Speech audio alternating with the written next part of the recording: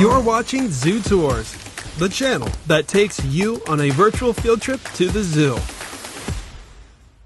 Hello and a mighty fine welcome to y'all to the great state of Texas.